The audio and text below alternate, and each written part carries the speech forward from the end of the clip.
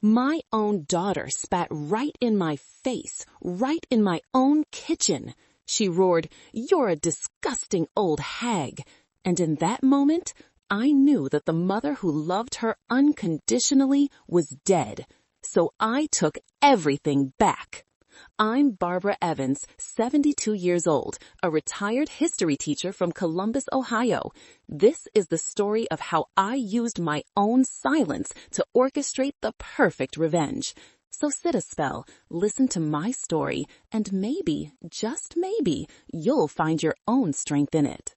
The smell of chicken curry wafted through my kitchen, a scent that had been a part of this house for 40 years. It was the smell of warmth, of family dinners, of a love I had nurtured day after day.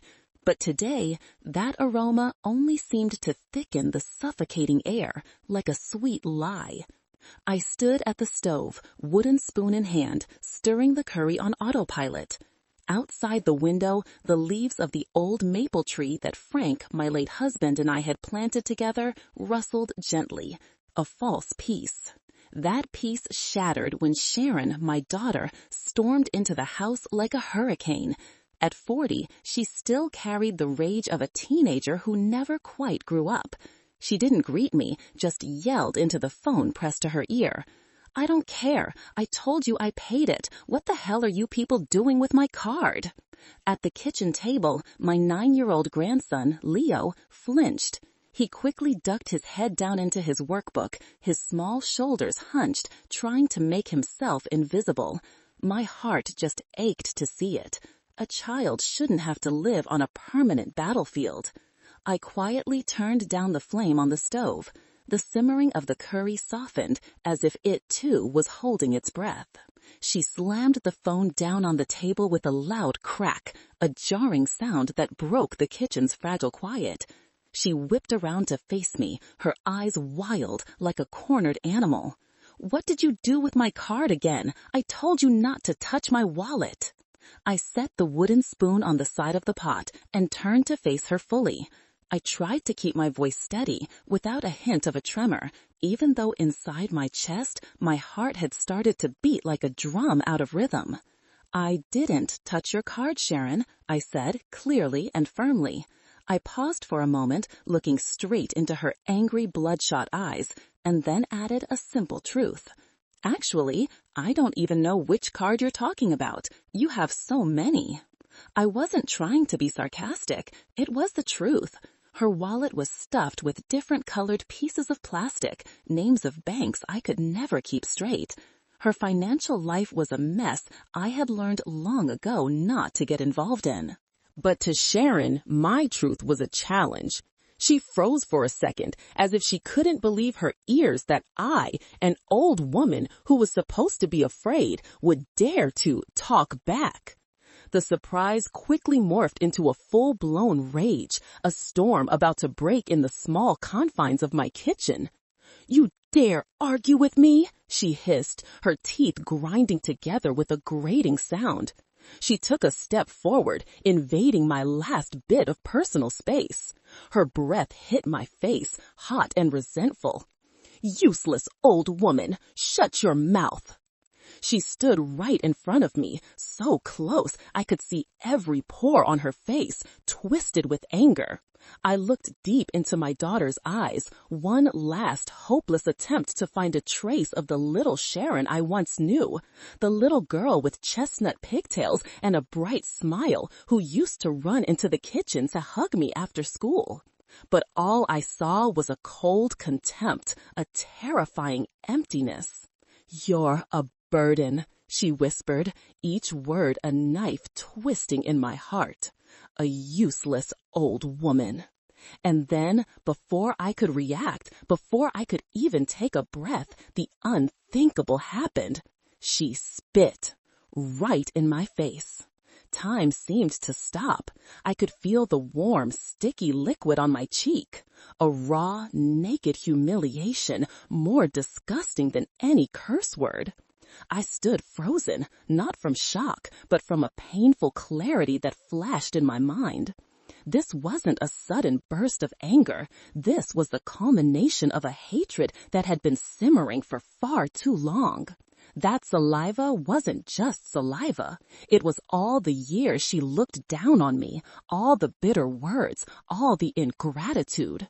It slowly trickled down my cheek, a long trail of shame. I didn't wipe it away. I just stood there, letting it sink into my skin, searing itself into my soul. The world around me fell silent. The ticking of the grandfather clock in the living room seemed to have stopped. And then, in the middle of that dead silence, a small, trembling voice spoke up, breaking the spell. "Grandma," Leo whispered from the table, his big, round eyes filled with tears. "Why is Mommy always yelling at you?" That question, the innocent question of a child. It wasn't a hammer blow, it was a resounding church bell, waking me from my long slumber of endurance. He didn't ask why his mother spat in my face.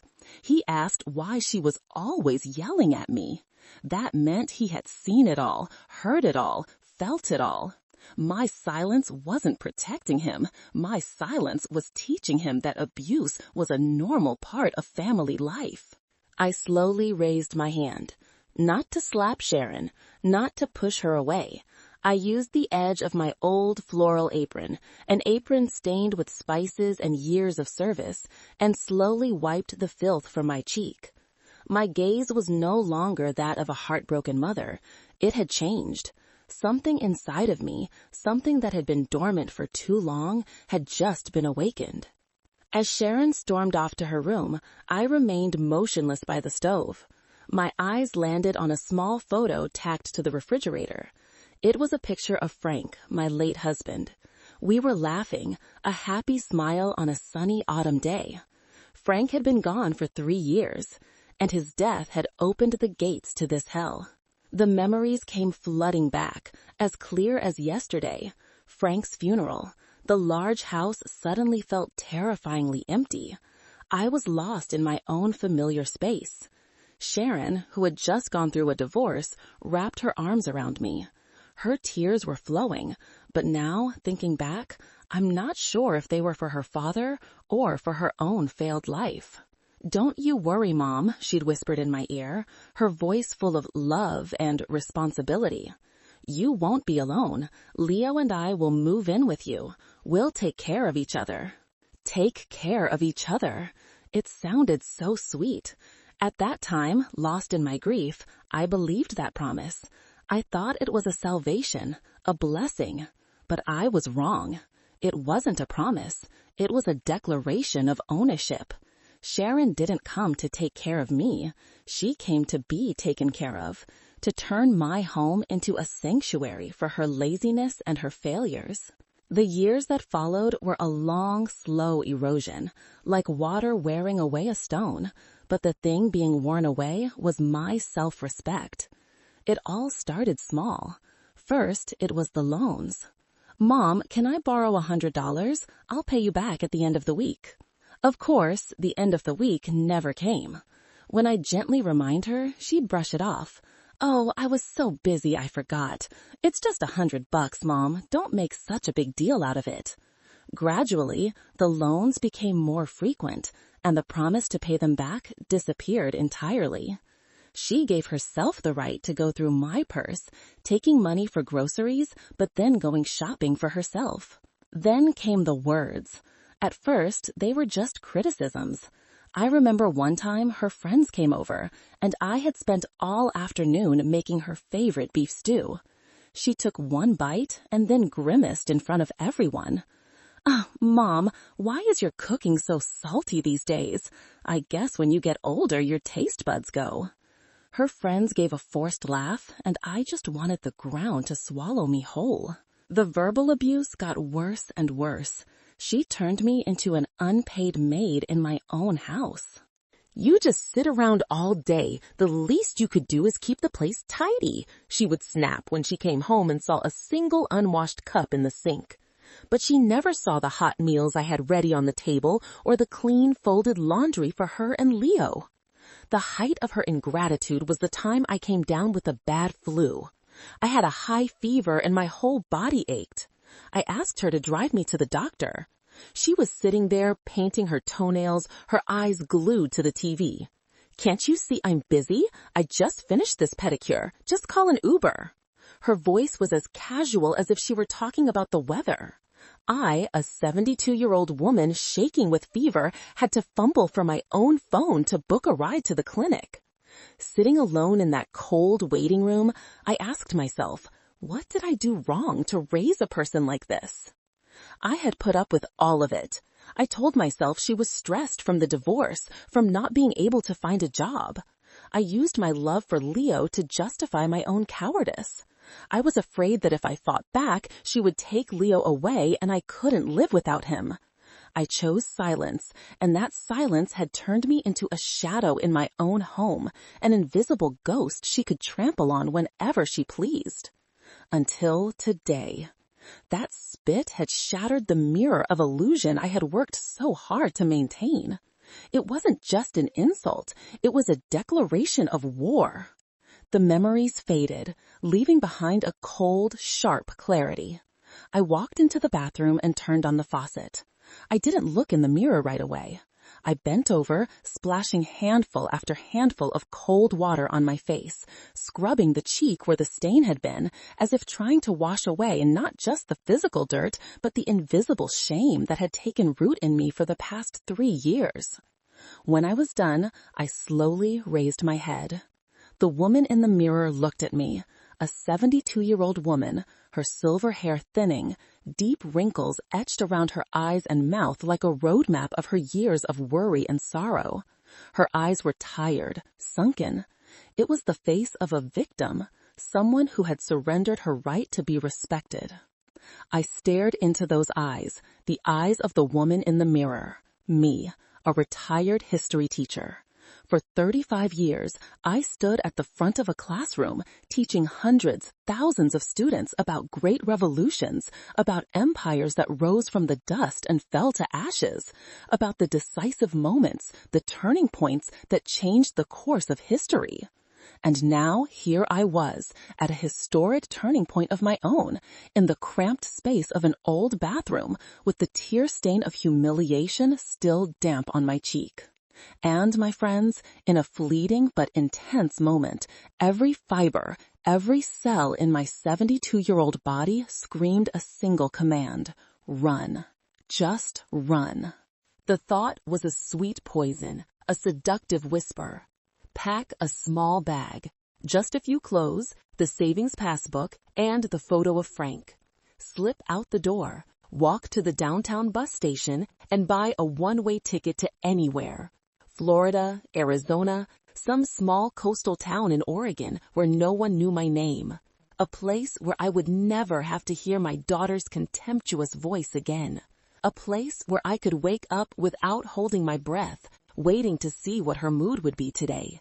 A place where I wouldn't have to see the disappointment in my own eyes every time I looked in the mirror. The thought was so tempting, an easy and instant escape from these years of humiliation and misery, freedom.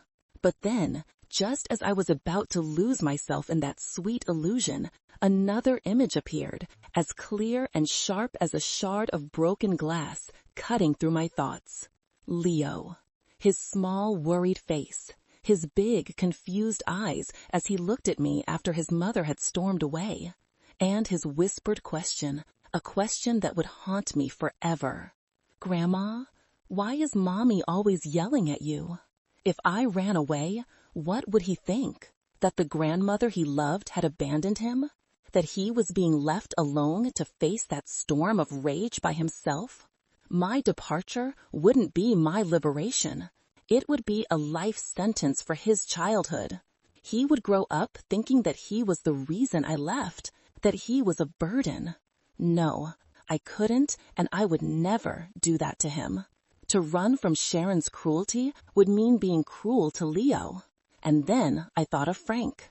I thought of his hands, calloused from years at the factory, laying every single brick of our back patio himself. I thought of the pride in his eyes the day he paid off the mortgage. how he raised a glass and said, "Barbara, we did it. This is our little empire. This house isn't just bricks and mortar. It's our life's work. It's the physical symbol of the love, sacrifice, and happy years we built together. To abandon it now, to let it fall into the hands of a greedy, ungrateful person, would be like letting Frank's legacy be trampled under the heel of selfishness. It would be like letting our beautiful little empire fall without a single shot fired in its defense. No, I whispered to my reflection. You will not leave. This is your house. Frank worked his fingers to the bone for it. You made it a home. You will not let her win. You will not cry. You will not scream. You will not give her the satisfaction of knowing she hurt you. You will fight, but not her way. You will fight your way, with silence, with intelligence, with patience. You will turn her own contempt into your greatest weapon." I took a deep breath. When I exhaled, it felt as if I had breathed out the old, cowardly woman I had become. The woman in the mirror looked back at me, and this time I saw a glint of steel in her eyes. A cold, calculating look that I didn't even know I possessed. I turned off the water, dried my face, and walked out of the bathroom. The stage was set. I returned to the kitchen. Sharon was at the table, scrolling through her phone, her face still sullen. She didn't bother to look up. Leo had quietly taken his school books to his room. I approached the table, forcing a weak, trembling tone into my voice. "Sharon," I began, I'm sorry. Maybe I really was bothering you."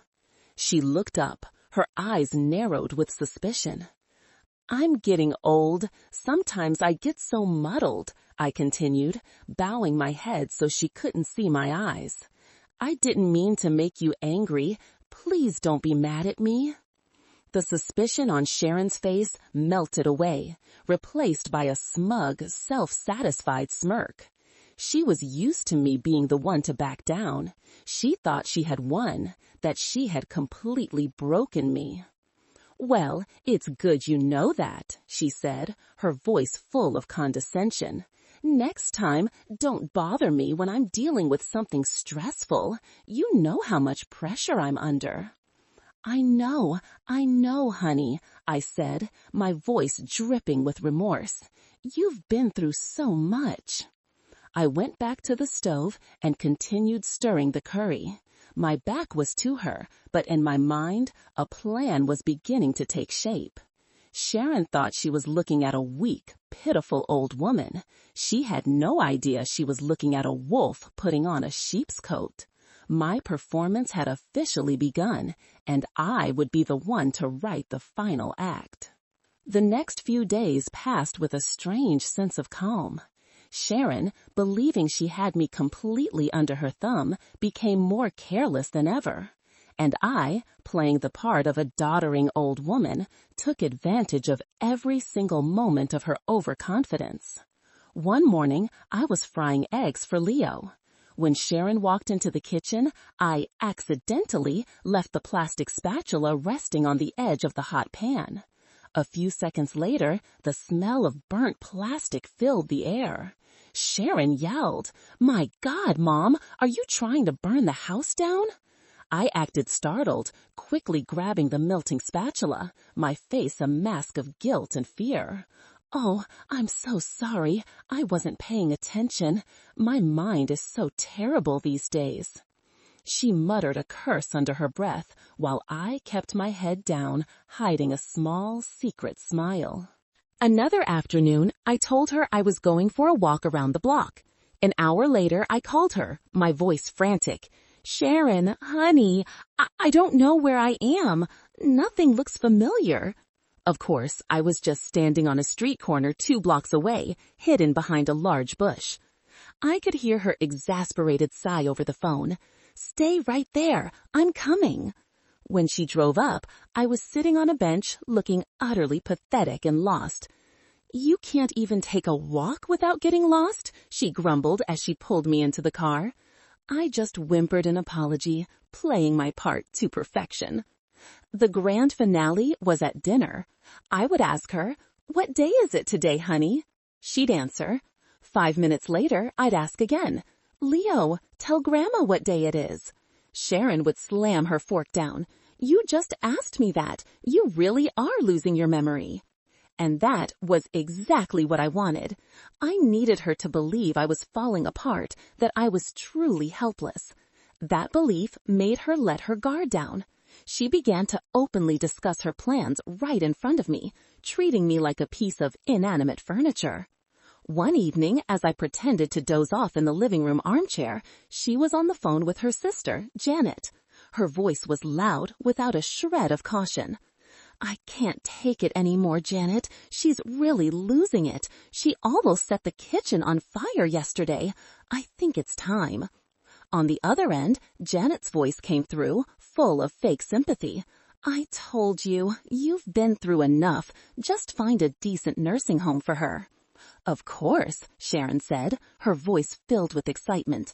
"It has to be a place with 24/7 nursing supervision. We have to make sure she gets the best care."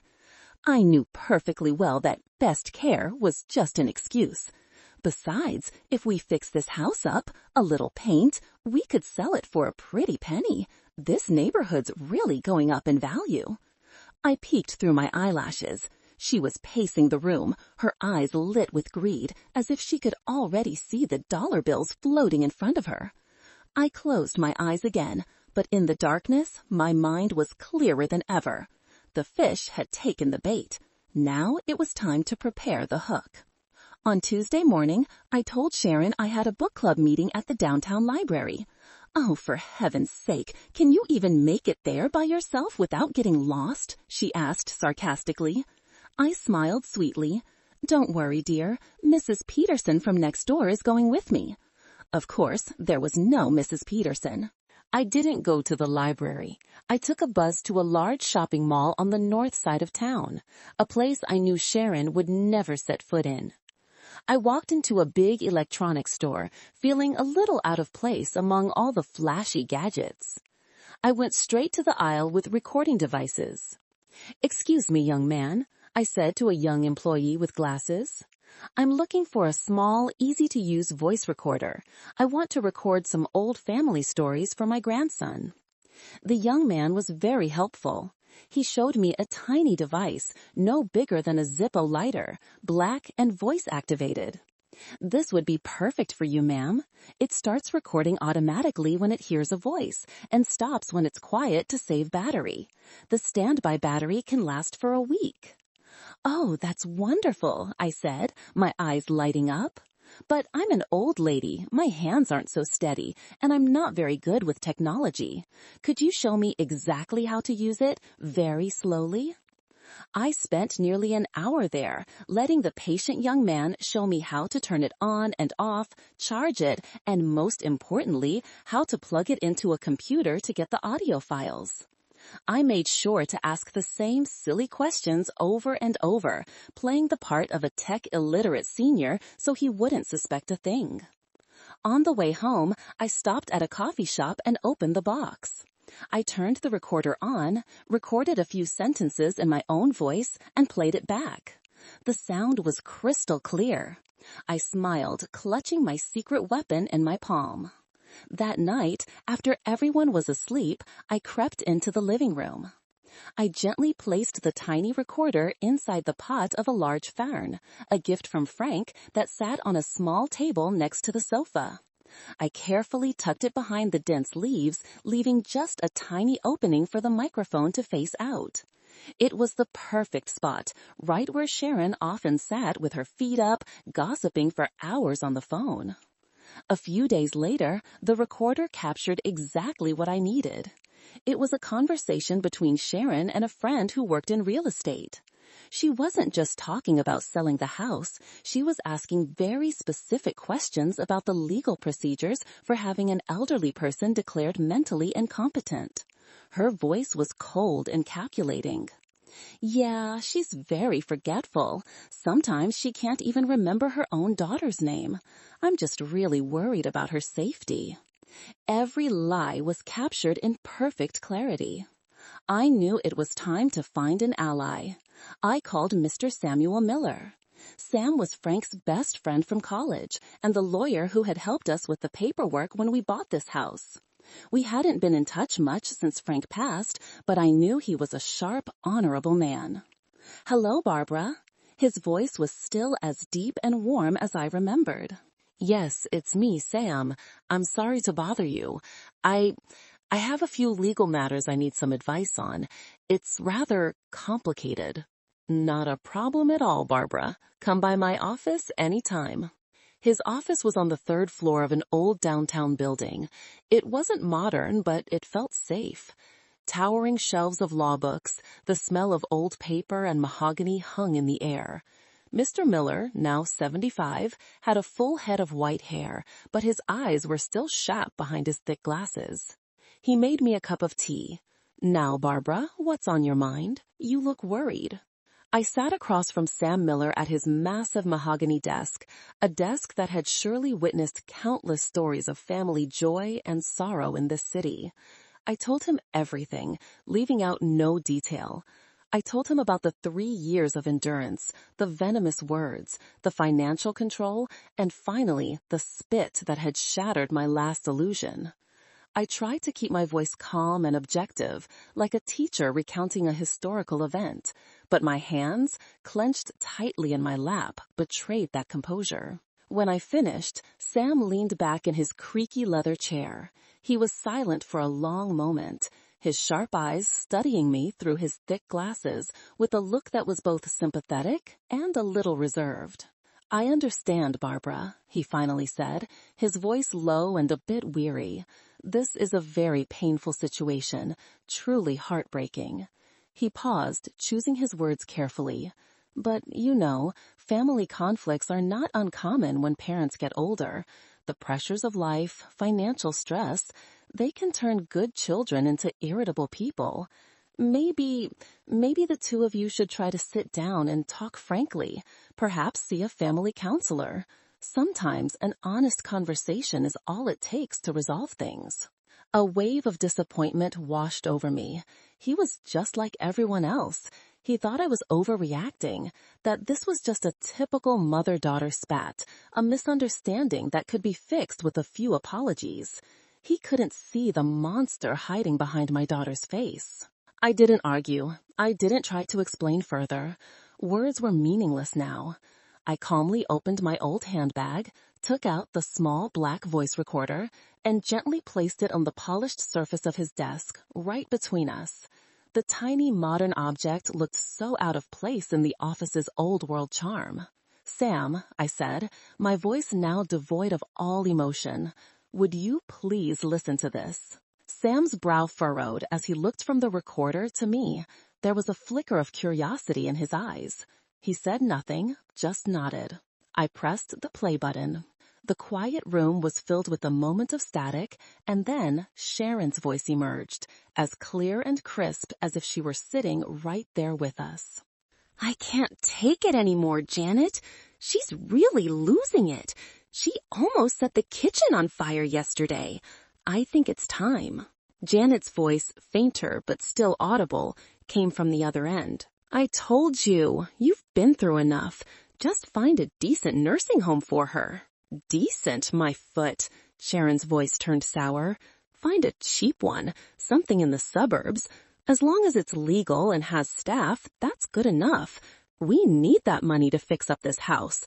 My realtor friend said, with a new coat of paint and a kitchen remodel, we could sell it for 1.5 times its value. I'll handle all the paperwork to prove she's incompetent. It'll be easy." I watched Sam's face as he listened. His initial polite, sympathetic expression slowly dissolved. It was replaced by intense focus, then astonishment, and finally a cold, hard anger. He leaned back in his chair, folding his hands over his stomach, his eyes never leaving the small device. When the recording finished, he was silent for a long time, so long I could hear the steady tick-tock of the grandfather clock in the corner. Then he looked directly into my eyes, and this time there was no reservation in his gaze. "Barbara, he said, his tone no longer social. You're right. This isn't a family conflict anymore. This is a calculated plot to steal your assets, and possibly much more. He stood up and walked to the window, looking down at the street below. We need to act immediately. First things first, let's check all your finances and the property deed, right now. He returned to his desk, the weariness of an old man gone, replaced by the sharpness of a seasoned lawyer. He turned his computer monitor toward me. We'll start with the county's public property records. His fingers flew across the keyboard. He typed in my home address.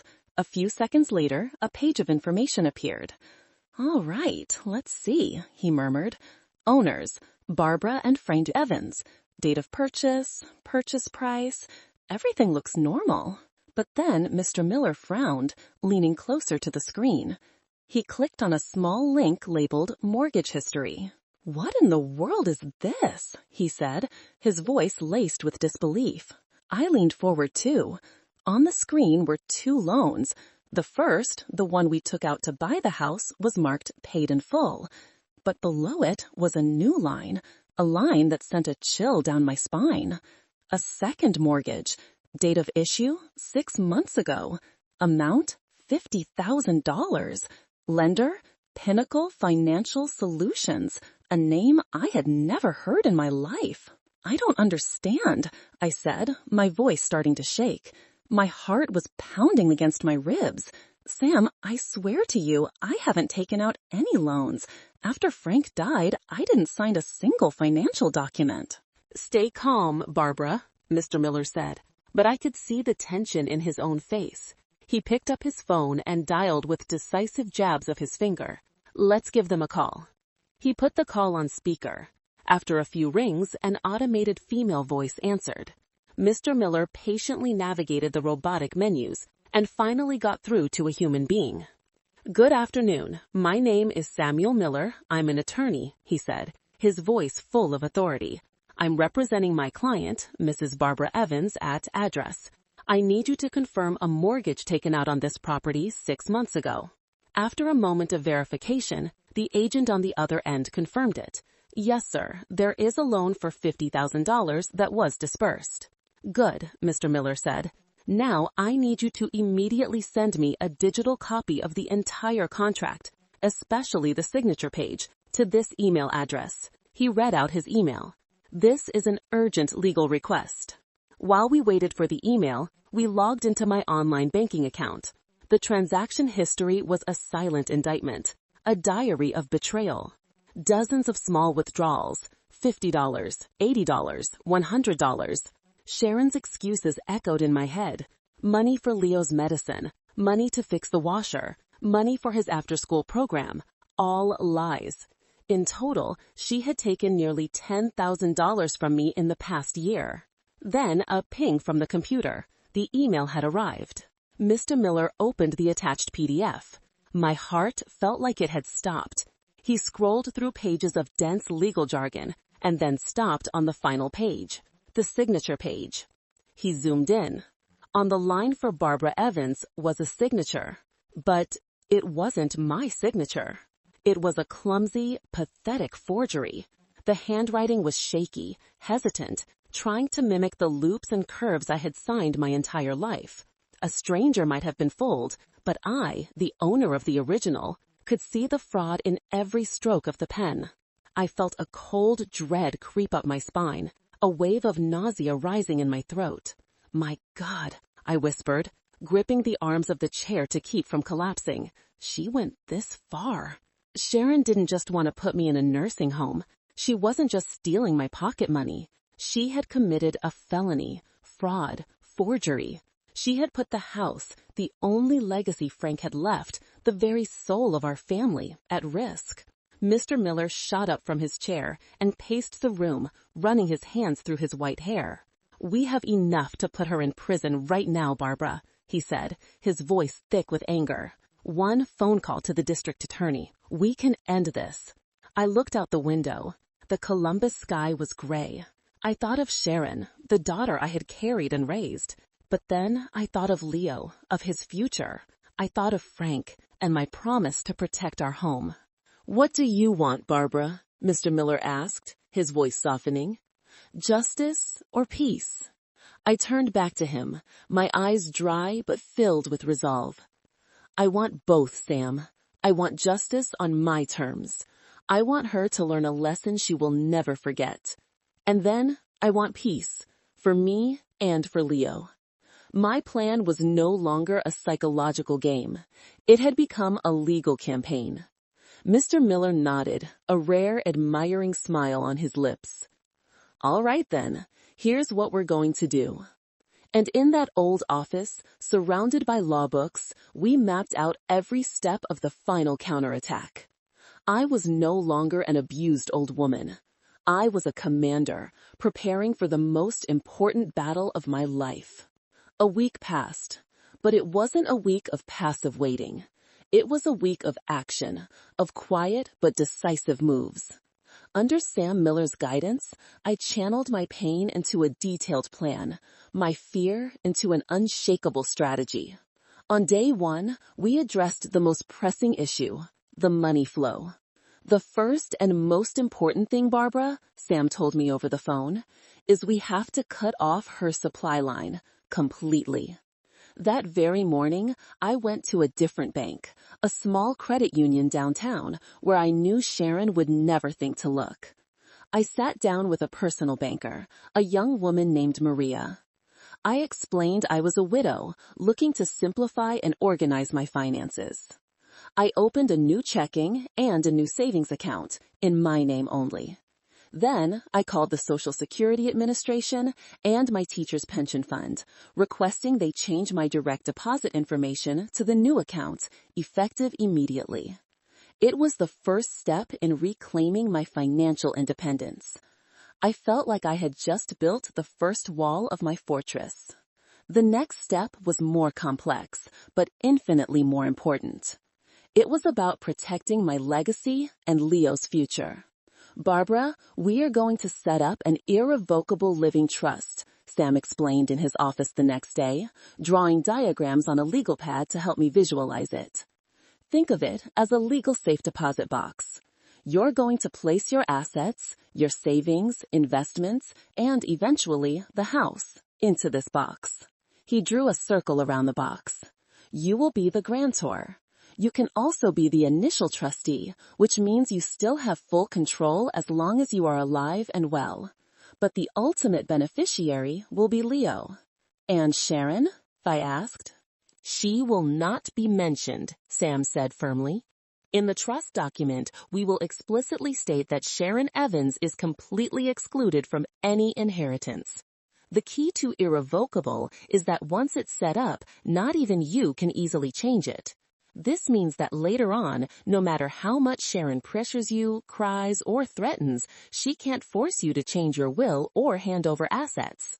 This box will be locked, and the key is only for Leo when the time is right." "And who will manage it after I'm gone, or if I'm no longer able?" I asked, a painfully practical question. "A very important question," Sam nodded. "You need a successor trustee you trust completely, someone who will act in Leo's best interest. I can serve in that role, or you can choose another family member, a close friend, or a trusted financial institution." I didn't hesitate for a second. "I want it to be you, Sam. I trust you." Over the next few days, we worked diligently on the paperwork. I provided Sam with all the information on my savings and investment accounts. He drafted a detailed, legally airtight trust document ensuring there were no loopholes. The day we went to the notary's office to sign, I felt an incredible sense of relief. As I put my pen to the paper, I wasn't just signing a document. I was signing a declaration of protection for my grandson's future, a silent promise to Frank that I wouldn't let anyone destroy what we had built together. Every document, every piece of evidence was copied and methodically organized into a thick brown file folder. The first page was a copy of the fraudulent mortgage. Next were the bank statements showing the siphoned funds. Then came my detailed log of verbal abuse. And finally, the transcribed and notarized audio recordings. That file wasn't just evidence. It was the story of betrayal, but it was also my sword of justice. In the long nights after the shock of discovering the mortgage, I listened to the recordings over and over. I wasn't torturing myself. I was listening like a historian studying a primary source, looking for hidden details, connections I might have missed. And then, in one of Sharon's late-night conversations, I found it. A name. Mark. "No, Mark, don't you worry," Sharon's voice purred into the phone, a little flirtatiously. "I told you it's almost a done deal. As soon as she signs the nursing home papers, we can list the house. Yes, of course, your commission will be top tier. I know. Love you too." Mark, the real estate agent. Not just a business partner. He was her lover. The realization turned my stomach. This wasn't the desperate act of a daughter in a tight spot. This was an organized conspiracy, planned during dates, whispered in bed. The betrayal had a new depth, a filthiness I couldn't have imagined. The next morning, I brought this detail to Sam Miller. "We're not just dealing with Sharon," I said. "We're dealing with a team." Sam tapped his long, thin fingers on his desk, his eyes narrowing in thought. "This is both worse and it gives us an opportunity," he said. "Greed, Barbara, often leads to carelessness. We can use that." And that's when a new, bolder plan was born. A plan not just for defense, but for attack. "I have an idea," Sam said, a rare, foxy grin playing on his lips. "This Mark fella, he's expecting a big payday from your house. What if we show him an even bigger fish?" Our plan was simple. I wouldn't be involved. Sam would create a new identity for me, a Mrs. Abigail Peters, the wealthy widow of a Cincinnati businessman who had just received a massive life insurance payout and was looking to quickly invest in Columbus real estate to be closer to her granddaughter at the university. The perfect bait. A lot of cash, seemingly lonely, and unfamiliar with the local market. A few days later, with everything in place, I sat in Sam's office, my heart pounding. He had found Mark's cell phone number. It was showtime. I took a deep breath, picked up the phone, and became Mrs. Abigail Peters. I had practiced my voice, a little frail with age, a little naive about investing, but with the underlying confidence of someone with money. "Hello, may I speak with Mr. Mark Costello, please?" I asked, with an intentional, slight tremble in my voice. "This is Mark," his voice came through, confident and a little too smooth. "Oh, hello, Mr. Costello. My name is Abigail Peters. A mutual friend recommended you, said you were the best in Columbus." "It's a pleasure to speak with you, Mrs. Peters." His voice immediately turned sweeter. "How can I help you?" "Well, my husband recently passed away. He left me with a rather large sum. I don't know the first thing about stocks, so I think real estate is the safest bet. I'm looking to buy a few properties in good neighborhoods, maybe for rentals or a quick flip. I'm looking to move fast, all cash." I could practically hear the gears turning in his head over the phone. All cash. Those were the magic words. "You've come to the right place, Mrs. Peters," he said, unable to hide his excitement. "I have some wonderful options for you." We spoke for a few more minutes about potential neighborhoods, and then I dangled the bait. "You know, I've heard the Clintonville area is very desirable these days," I said casually. "Especially those older bungalow-style homes. They're so charming. I don't suppose there are any upcoming opportunities there?" I held my breath. There was a second of silence on the other end, and then Mark's voice came back, practically buzzing with excitement as if he'd just won the lottery.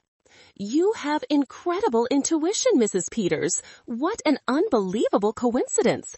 As a matter of fact, I have the perfect property in that exact area, a real gem, and it's about to come on the market. It's an off-market deal, you understand. The best ones never get a public listing." "Oh, really?" I asked, trying to keep the rage out of my voice. Yes, he continued, completely unaware he was digging his own grave. The current owner is an elderly woman. Her health isn't what it used to be. Her daughter is a partner of mine and is making arrangements for her to get better care. The house will be vacant very soon. If you're truly interested, I can make sure you're the first one to see it. That was it. He had confirmed the entire plot himself. He didn't just know about it, he was an active part of it. He was selling my house before he even had it, using it as bait for a bigger fish. That sounds very promising, Mr. Costello, I said, my voice as sweet as honey. Let's stay in touch. I'll give it some thought and call you back soon. I hung up the phone, my palms slick with sweat. I looked at Sam, and he just nodded, a slow, appreciative nod. He swallowed it hook, line, and sinker, Barbara, he said. I didn't feel happy. I just felt a cold disgust and a resolve that had hardened into steel. I now knew their entire network. I knew the filth in every link of the chain. My act of senility had given me conversations, but my act as the wealthy widow had just given me a full confession. After the phone call with Mark, Sam and I didn't stop. Hearing it isn't enough, Sam said. We need to make him act. We need to plant a seed of greed so large it will eclipse everything else. Under Sam's guidance, I, as the widow Abigail Peters, took the next step. I didn't call Mark back right away. Instead, I let him wait, let him get anxious. 3 days later, I sent him a short, concise email. Mr. Costello, after consideration, I am very interested in the Clintonville gem you mentioned. However, I am also looking at a few other options. To show my good faith and my desire for a long-term partnership, I would like to make an offer. I will pay 15% above the estimated market value for that home, on the condition that the deal is closed within the next 30 days. All transactions will be in cash. Please let me know if your partner can meet this condition. Sincerely, Abigail Peters. It was an irresistible lure. 15% above market, cash, 30 days. To a greedy realtor as a daughter drowning in debt like Sharon, this was nothing short of a winning lottery ticket. The effect of that email was almost immediate. That night, my voice recorder captured a tense conversation between Sharon and Mark. Sharon's voice was no longer that of a confident mastermind. It was tinged with desperation and urgency. Mark, you have to do something, Sharon's voice shrieked. 15%! Do you know how much money that is? We have to speed things up. Calm down, Sharon. Mark's voice was placating, but he couldn't hide his own excitement. I'm trying, but things have to follow the process. We can't rush it. What process? All she has to do is sign the papers. Don't you get it? This is our chance to change our lives. If we lose this widow, I'll never forgive you. In the following days, the pressure Sharon put on me intensified tenfold. It was no longer just petty insults. It became a campaign of psychological terror. She deliberately broke my favorite vase and then blamed me for leaving it in a dangerous spot. She hid my reading glasses and then scolded me for being a forgetful mess. She constantly talked about old people falling in the bathroom, about house fires started by stoves left on. She was trying to push me to the brink, to manufacture evidence of my confusion, to force me to sign the nursing home papers as soon as possible. But she didn't know that every one of her actions was only making my case file thicker. Every cruel word, every manipulative act was carefully documented by me. I was a rock, weathering her violent waves, knowing that soon enough, those waves would crash against me and break.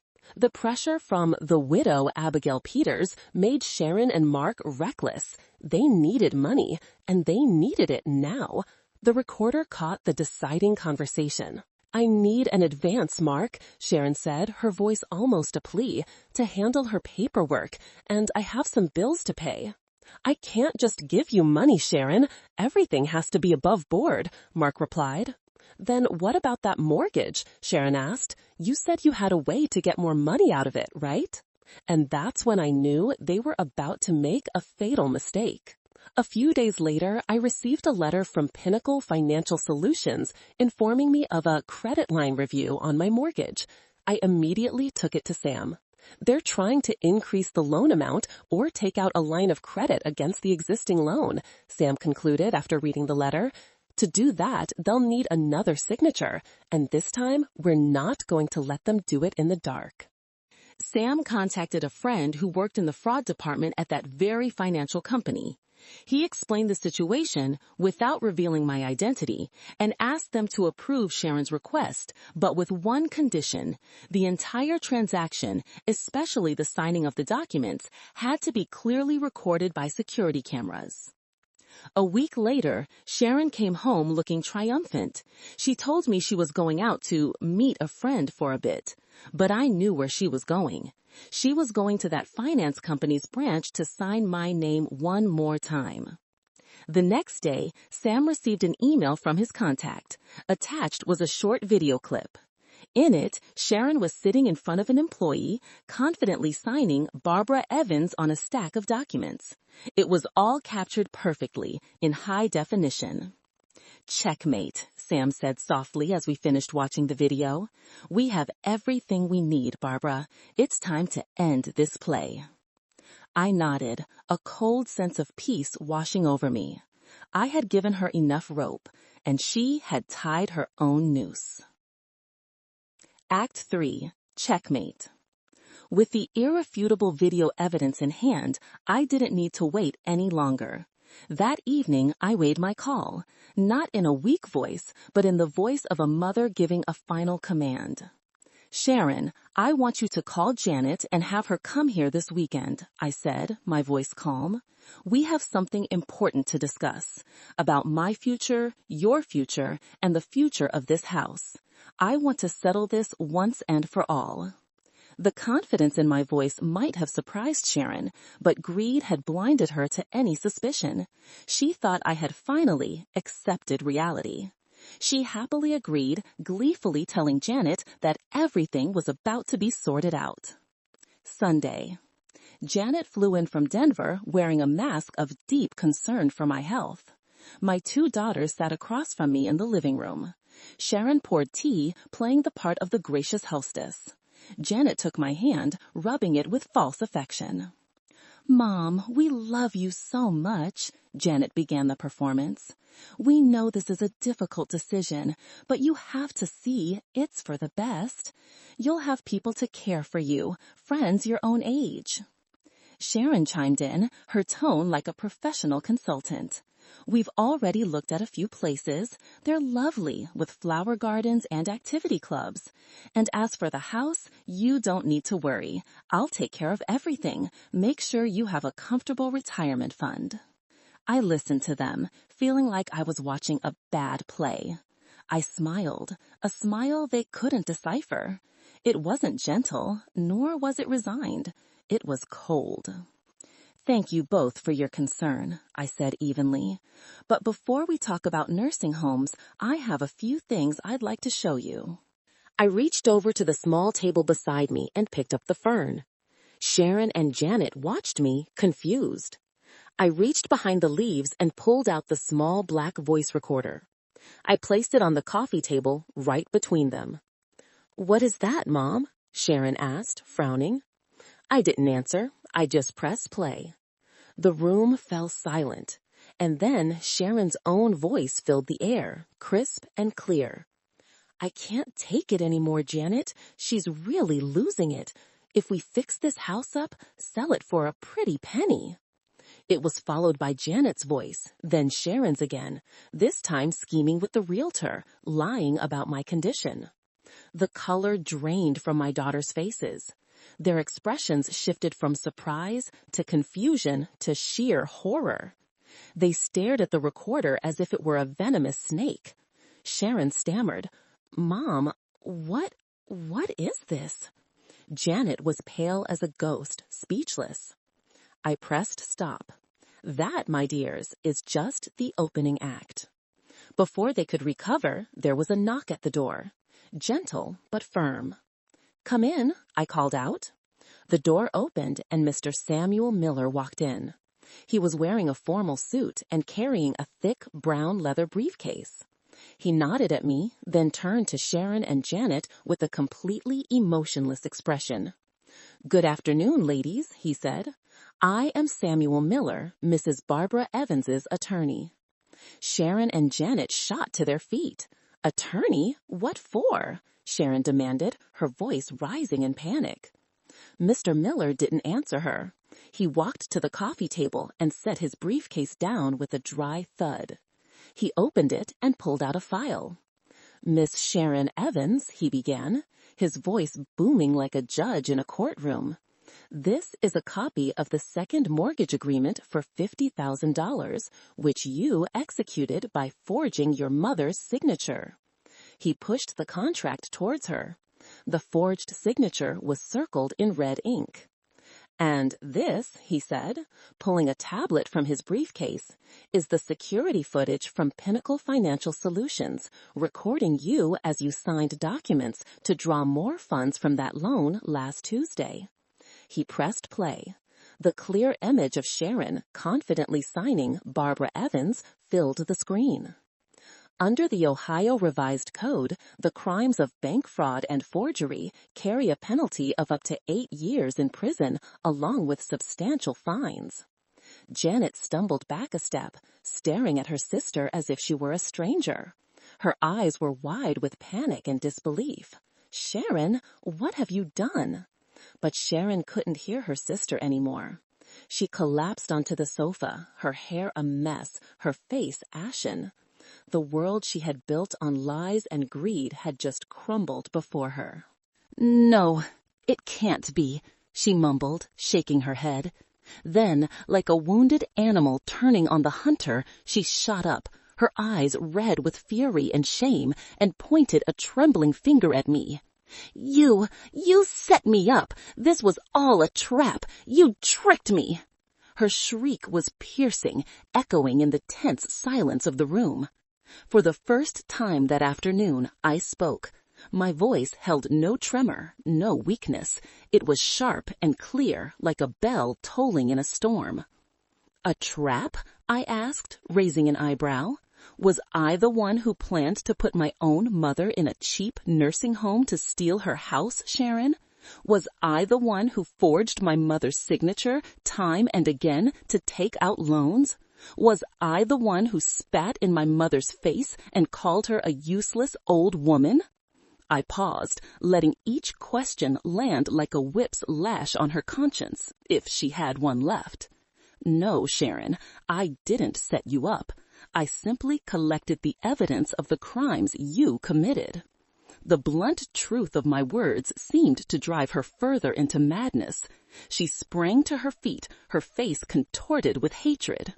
"You're just an old woman," she screamed, her voice cracking. "A senile old woman about to die, and you target me? You're selfish, you're cruel, you're my mother. What kind of mother does this to her own daughter? Are you even my mother anymore?" Her question was like a flame, but instead of burning me, it forged my resolve into steel. I didn't back down. I stood up, walked until I was directly in front of her, and looked straight into her blazing, hateful eyes. "A mother?" I asked, my voice dropping low, heavy with the weight of years of silence. "I was your mother for 40 years, Sharon. I was the one who stayed up all night when you were sick. I was the one who worked 2 jobs after your father died so you could go to college. I was the one who opened my arms and my home to you and my grandson when your marriage fell apart without a single word of complaint." I took another step closer, my voice rising, filled with a pain long suppressed. "And how did you repay me? You turned me into a servant in my own house. You stole my money. You humiliated me in front of my own grandson. You plotted to throw me away like a piece of old furniture to seize the only legacy your father left behind." I stopped, taking a deep, shuddering breath. You ask if I'm still your mother? The real question is, after everything you've done, do you still deserve to be my daughter? Silence filled the room. My words were like a bucket of ice water on her rage. For the first time, Sharon looked stunned, not because her crimes were exposed, but because she was forced to face the truth of who she had become. I didn't give her time to recover. I returned to my seat, all softness gone from my demeanor. I am giving you 2 options, Sharon, and you will have 1 minute to decide. I signaled to Mr. Miller. He, with the cold expression of an executioner, pushed a second stack of documents toward Sharon. Option 1, I said, holding up a single finger, my voice like ice. Tomorrow morning at 8 o'clock, Mr. Miller and I will go directly to the district attorney's office. This recorder, this file, and that video will be our evidence. I will testify against you. You will go to prison. And, of course, as the sole remaining guardian, I will have full custody of Leo. I paused, letting the image of prison bars and losing her only son sink in. Her face was now a chaotic mess of fear and disbelief. Option 2, I said, my voice merciless. You sign these papers. Right now. Mr. Miller explained. This is a full confession of fraud. It will be sealed and kept in my possession. It will not be made public so long as you adhere strictly to these conditions. This is a permanent and unconditional waiver of all inheritance rights to your mother's entire estate. And finally, this is an agreement that you will vacate this house within the next 24 hours. You will be permitted to visit Leo on Saturdays from 2 to 5 p.m., and all visits will be supervised by your mother. In this living room, you will not be allowed to take him out.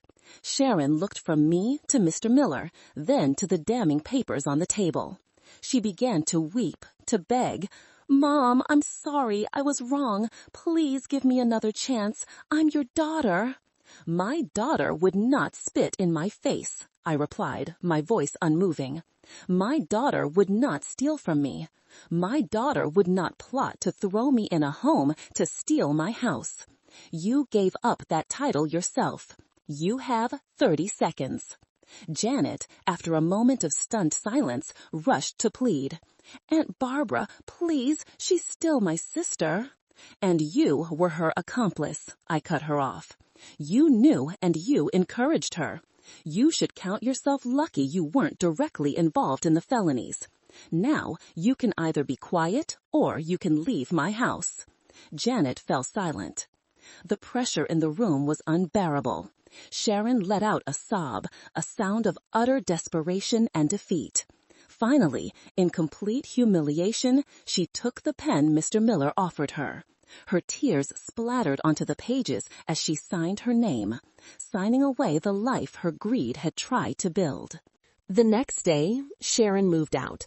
She didn't say a word to me, just quietly packed her clothes and a few personal items into a suitcase. Leo, confused by it all, just hugged me tightly. I explained to him that his mommy needed some time to sort out grown-up problems and that she would still visit him on weekends.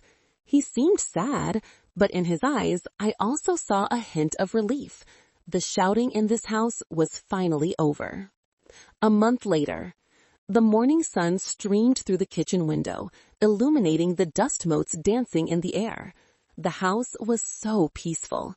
Leo and I were making chocolate chip cookies, his laughter echoing clean and bright through the kitchen. The smell of baking butter and sugar, a true scent of happiness, filled the air. The house had gotten its soul back. The phone rang. It was Janet. Aunt Barbara, she said, her voice hesitant. I'm calling to apologize. I was wrong. I wasn't thinking. I'm so sorry. I accept your apology, Janet, I said, but trust is something that takes time to rebuild. I hung up, feeling no satisfaction, only a quiet sadness for the relationships that had been broken.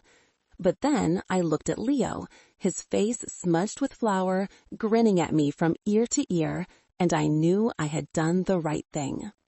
Sharon paid a price, not with prison bars, but with the loss of everything she had taken for granted: a home, a family, and the trust of her own mother. I don't gloat, but I do feel a sense of peace. Sometimes, to save a tree, you have to cut away the rotten branch. I did it not just for myself, but for Leo, so he would learn that love never means enduring abuse. At 72, I learned my most important lesson. Silence can be golden, but sometimes it's also the sharpest weapon, and I used it to reclaim my own dawn.